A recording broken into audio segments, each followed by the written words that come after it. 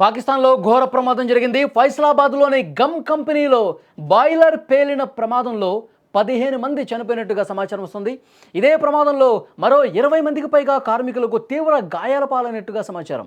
ఇక ఈ భారీ పేలుడు ధాటికి స్థానికంగా ఉన్న పలు భవనాలు సైతం తీవ్రంగా దెబ్బతిన్నాయి. స్క్రీన్ మీద ఒక్కసారి మీరు దృశ్యాల్లో కూడా చూడొచ్చు. ప్రమాదం అనంతరం పరిస్థితులు ఎంత భయంకరంగా ఉన్నాయో. ప్రమాదం జరిగిన వెంటనే ఫ్యాక్టరీ యజమాని పారిపోయినట్టుగా తెలుస్తోంది. బాయిలర్ అసలు ఎందుకు పేలింది అన్న కోణంలో దర్యాప్తు జరుగుతుంది. ఒక్కసారిగా అక్కడ ప్రజలందరూ కూడా భయంతో వణికిపోయారు. చుట్టుపక్కల ఉన్నటువంటి ఆ భవనాలన్నీ కూడా ఒక్కసారిగా షేక్ అయిపోయినటువంటి పరిస్థితి.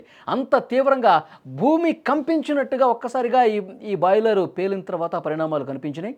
ఒకసారి దృశ్యాలు కూడా చూడు, పెద్ద ఎత్తున మంటలు సంభవించాయి. ఆన్ ది స్పాట్ ఒక్కసారిగా పేలుడు జరగడంతో 15 మంది స్పాట్లోనే చనిపోయారు. ఇంకా చాలామంది తీవ్రంగా గాయాల పాలైనట్టుగా తెలుస్తుంది. ఒక్కసారి స్క్రీన్ మీద ఆ దృశ్యాలు కూడా మీరు చూడొచ్చు. ఒక్కసారిగా బాయిలర్ పేలటంతోనే పెద్ద ఎత్తున శబ్దంతో పేలింది. ఆ తర్వాత ఉవ్వెత్తున మంటలు ఎగసపడ్డటువంటి పరిస్థితుంది. ఇక్కడి నుంచి ఒకసారి మీరు దృశ్యం చూడొచ్చు. చాలా లాంగ్లో ఆ మంటలకు సంబంధించినటువంటి పరిస్థితులు కూడా గమనిస్తుంది. తర్వాత అక్కడ ఆ పేలుడు ధాటికి మొత్తం కూడా ఆ ఫ్యాక్టరీ ఏ విధంగా కుప్పకూలిపోయిందో, పూర్తిగా ఎంత శిథిలానికి చేరిపోయిందో కూడా మనం చూస్తున్నాం. అక్కడ రెస్క్యూ జరుగుతోంది ఇంకా. ఎందుకంటే ఆ మట్టి పెళ్లల కింద, ఆ భవనపు ఇటుకల కింద మొత్తం ఏమైనా ఇంకా మృతదేహాలు ఉంటాయా అని చెప్పి రెస్క్యూ చేస్తూ ఉన్నారు, వెతుకుతూ ఉన్నారు. అక్కడ ఉన్నటువంటి శిథిలాలన్నింటిని కూడా పక్కకు తొలగిస్తున్నటువంటి పరిస్థితి. ఎవరైతే ఈ ఫ్యాక్టరీ ఉందో, ఈ ఫ్యాక్టరీ యజమాని ఈ ప్రమాదం జరిగిన వెంటనే ఆ స్పాట్ నుంచి పారిపోయినట్టుగా తెలుస్తుంది.